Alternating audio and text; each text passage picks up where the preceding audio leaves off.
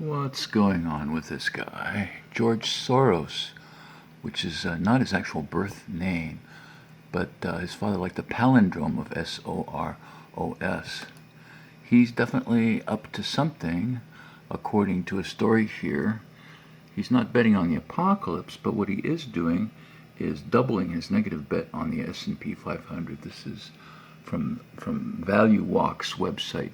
So he's taken out 4 million put options, which is that he's betting that the market goes down, and he's deeply exposed to that. Now, why would he want the market to go? Why does he think the market is going to go down? I mean, he's invested some money in all kinds of schemes and plans and organizations. I believe I read somewhere that he was behind. He was one of the big investors of Black Lives Matter.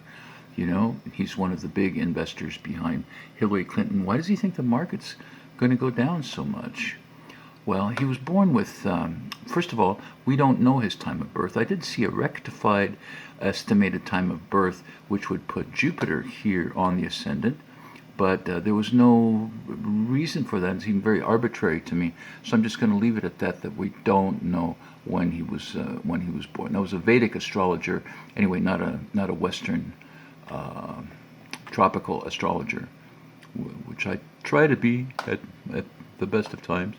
So he was born with Saturn opposite Jupiter. So here's the planet of optimism, of progress, of good things, of money and wealth, opposite Saturn, which is the planet of pessimism, of negativism, of loss, of illness, all kinds of things like that. He was confronted at a very early age by the total destruction of the Jewish community in Europe. He was one of the very, very few who escaped. He had to do some terrible things, evidently, to escape from the Holocaust, which I think has colored his judgment about the world ever since. And I feel so sorry for the man that he had to go through all of that. But he did land like a cat, on all 4 feet, because he founded, he worked for bankers, investors. He soon became an investor himself.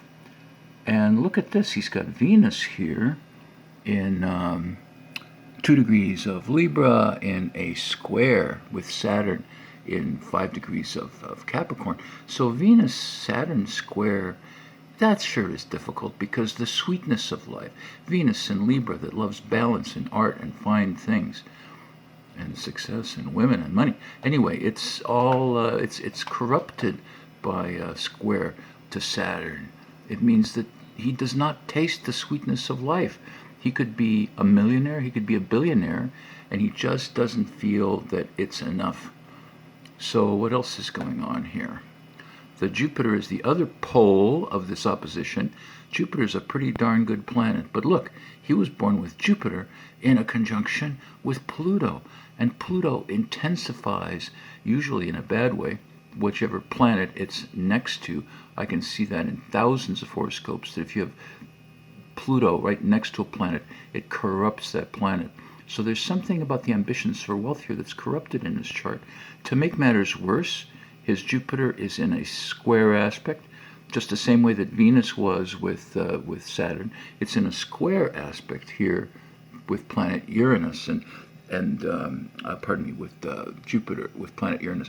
And that particular square can make a person rebellious and supercritical and fanatical and eccentric.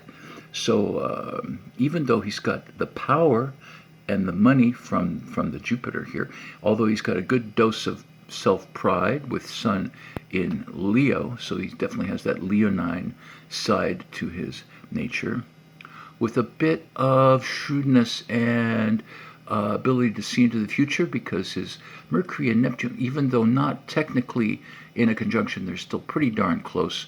He's a good analyst. Mercury in Virgo, which is one of Mercury's 2 signs that it rules. He's a lover of beauty and the arts, but he just doesn't taste the sweetness of life. His moon, we don't know about his moon because his chart was not based on the time of day that he was born. This chart is what we call a solar chart. My mouse has suddenly decided to stop working. So now what's happening right now is he was born with Uranus in 15 degrees of Aries. So when the Arab Spring came about, Uranus at that moment returned into Aries. Now it's gone past this Uranus. I think when Uranus conjuncted Soros's Uranus, I think that some things radically shifted with his investments. I think he's been doubling down on the wrong side of the fence in some cases. So I think this is a difficult job. Hey, look at this, Mars in Gemini.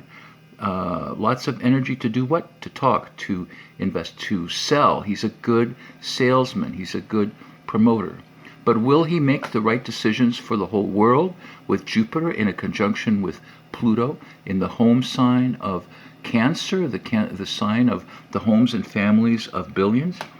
I'm not sure about that because the man does not have fun, pleasure, adventure, or even, shall we say, religion. I don't see religion on here. He was born a Jew, but what I've heard lately is that he eschews religion. He is not interested in, for example, the state of Israel, and even working with groups that are against the state of Israel. So it's a very strange mix. I think this guy had such a tough childhood and teenage years that what he really needed was therapy, a rest, recuperation. He needed a mother's love, a mother who by that time probably did not even exist anymore because of the Holocaust. I don't know all the details of his personal life, but he needed a break. Instead, what he was thrust into was the banking world, the investment world, where I think he came on too strong because he adopted some of the characteristics of those enemies who killed his family. That's just what it looks like from here. Alrighty, have a great day.